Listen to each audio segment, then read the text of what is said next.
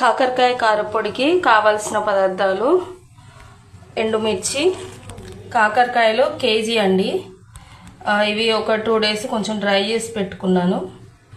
కొంచెం చింతపండు, ధనియాలు, మినపప్పు, 1 స్పూన్ మెంతులు, 2 స్పూన్లు ఆవాలు, శనగపప్పు, ఒక 3 గడ్డలు వెల్లుల్లి పాయలు తీసి పెట్టుకున్నాను.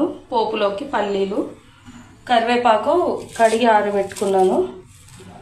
ఈ కాకరకాయలు ఫ్రై చేసుకోవాలి. మనం ఆయిల్ పెట్టేసుకున్నాం. ఆయిల్ వేడైంది. ఇందులోకి కాకరకాయలు వేసేసుకున్నాం.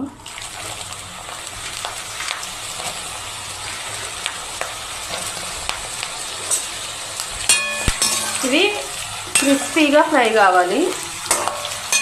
మనము ఈ కారపొడి, మిర్చి అవన్నీ వేయించుకునేటప్పుడు ఇది వేయడానికి వీలవ్వదు. మిక్సీ పట్టుకుంటే అది కూడా అందులోకి ఫైన్గా గ్రైండ్ అయిపోతుంది. ఇది కొంచెం మిక్సీ పట్టుకుంటే కాకరకాయలు క్రిస్పీగా ఫ్రై చేసుకోవాలి.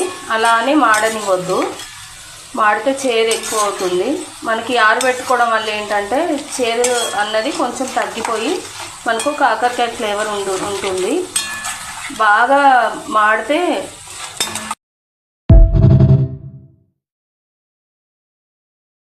ఈ కరివేపాకును కూడా డీప్ ఫ్రై చేసుకుందాము.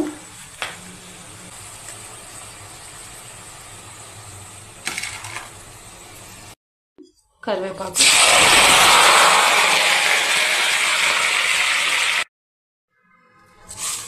ఇలా ఫ్రై చేసుకొని పక్కకు పెట్టేసుకొని ఇప్పుడు ఈ మిగిలిన ఆయిల్లోకి ఈ ఎండుమిర్చి వేసేద్దాం.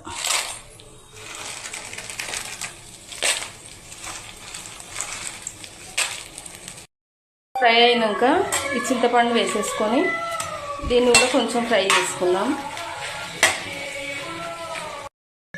మిర్చి, చింతపండు తీసేసుకున్నాక ఇందులోకి పల్లీలు వేసుకున్నాం. ఫ్రై చేసి ఇలా తీసి పక్కన పెట్టుకొని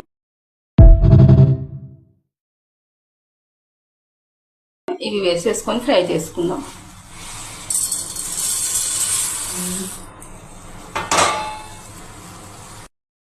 ఇవి ఫ్రై అవుతూ ఉంటే కమ్మటి స్మెల్ వస్తుంది. మంచిగా వేయించుకొని ఇందులోకి వెల్లుల్లి కూడా వేసేసుకుందాం.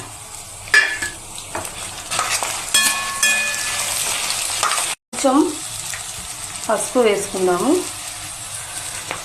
అంటే మిక్సీ పట్టేటప్పుడు కూడా వేయవచ్చు, కానీ ఇది పసుపు స్మెల్ రాకుండా ఈ ఫ్రైలోనే కలిసిపోతుంది. అందుకని కొంచెం ఆ వేడిలోనే వేస్తే బాగుంటుంది. ఈ పప్పులన్నీ చల్లారిపోయాక ఇవన్నీ ఒక 1/2 hour పక్కన పెట్టుకుంటే చల్లారిపోతాయి. దీన్ని ఇప్పుడు మనం మిక్సీలో వేసుకొని గ్రైండ్ చేసుకుందాం. ఇందులోకి ఒక 3 చెంచాలు సాల్ట్ వేసుకుందాం. మిక్సీలోకి ఈ ఎండుమిర్చి గ్రైండ్ అయ్యాక పప్పులు వేసుకుందాము.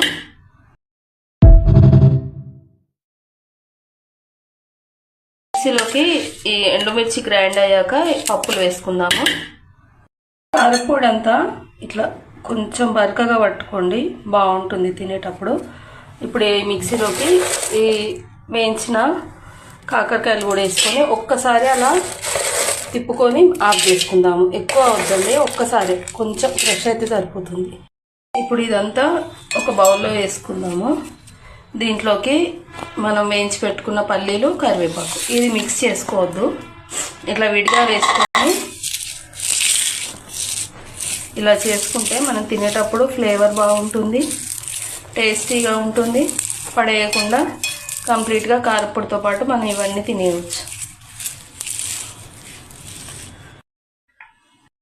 ఈ కాకరకాయ కారపొడి మీకు అసలు ఇది నిజంగా కాకరకాయ కారపొడేనా అన్నట్టుగా ఉంటుంది. టేస్ట్ చాలా బాగుంటుంది. జలుబు చేసినప్పుడు, కొంచెం నోటికి రుచి లేనప్పుడు చేసుకొని తింటే ఆహా ఎంత బాగుంటుందంటే అంత బాగుంటుంది. నేను చెప్పడం కాదు, మీరు తింటే మీకే తెలుస్తుంది.